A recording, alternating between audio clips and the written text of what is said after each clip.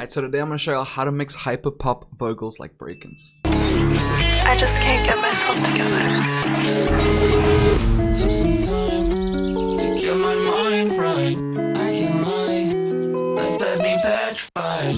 It's alright, I found the good inside. Summertime, I've come to finalize. 4 baddies and a lack of addies. ADHD, so I'll be fine. Alright, so the project we're using as reference is one of my client songs, a shout out to Aurora. A huge thing, guys, when it comes to mixing vocals like Brakence is creativity. There's no real blueprint when it comes to his vocals in terms of the amount of compression he uses, the type of reverb he uses, the stylistic choices. It's always different and unique, and every song has its own feel. It's almost as if he's mastered creative touch and he's mastered all the elements of mixing, and then he's choosing which ones to put in certain places in different songs. So one thing I would say is if you're trying to get your vocals and your songs to sound like Brakence, definitely just try and learn everything you can and then try and be tasteful with it. Don't use everything on one song. Kind of pick and choose different systems and different little things that you can add for different songs. So for that beginning section that you just heard there in the intro, there's a lot going on. I have this verse intro vocal over here. I have Stereo Shaper on it, so it's starting out stereo, as well as Camel Crusher and a Fruity Fast Distortion, Object Delay, and Valhalla Vintage Verb. So there's a lot of plugins on these vocals, and then as you can see here, there's automation clips for all of them. So the Stereo Shaper is coming down, so it's going from stereo to mono. The reverb is swelling up a little bit. The Object Delay, same thing, just going up slightly. And then the Camel Crusher also going up slightly. So this is what that sounds like when you have a bunch of those automation clips working at the same time. And this is something that Brakence uses a lot too, where there's a lot changing and happening at once. Took some time to get my mind right. I can't lie, life had me petrified. It's alright, They're about to take place now. Summertime, I've come to finalize. Boom. So that was a really cool thing there just in the beginning. In terms of the main vocals on this, I just had a lot of compression, so 3 instances of FabFilter Pro C on each vocal chain, as well as Fresh Air just to give it some high-end boost, 10-10 on the mid and the high, as well as Satin 2 with the Hip Hop Puncher preset. Really just making this vocals upfront, punchy. Like I said, Brakence doesn't always do that, but in a lot of his songs he does have the vocals sitting very nicely up front in the mix. So here's what some of the other vocal sections sound like. Do that, we're all staying up all night. Now you feel so stupid. Right now, that's alright. In the back, they started a fight. Talk about I've been touched, I just might.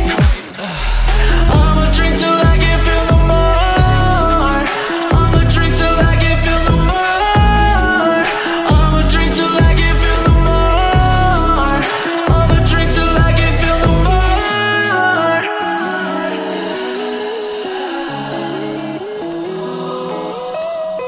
Another really cool thing about this song, and why it kind of emulates Brakence, is there's a couple like AI voices in it, so this is the beginning of the song.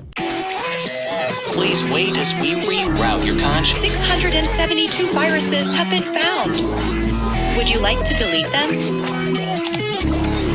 I thought that was really cool. Kind of really has that Brakence feel to it. Those are actually added by the artist, but that's always something you can add into your songs as well if you're trying to get a Brakence type of sound.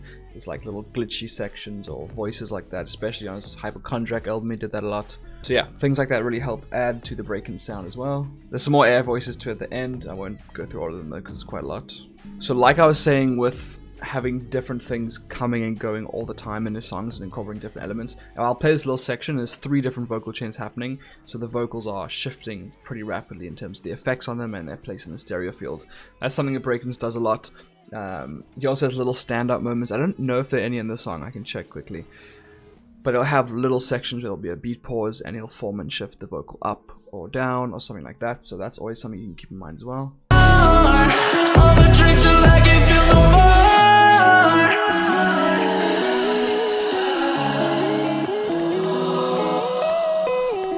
Fill the taps, things come and go.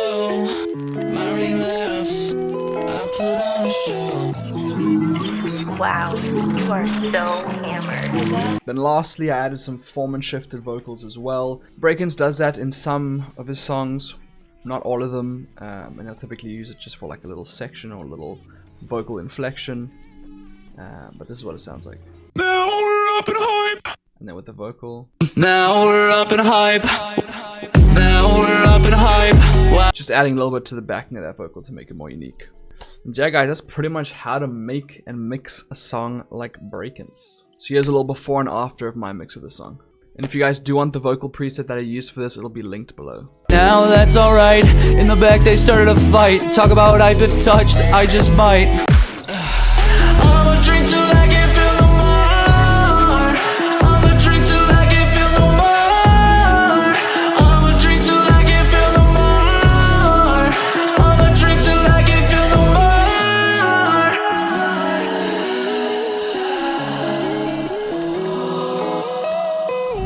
So there's y'all, that's how to mix a song like Brakence. I hope you liked that little breakdown.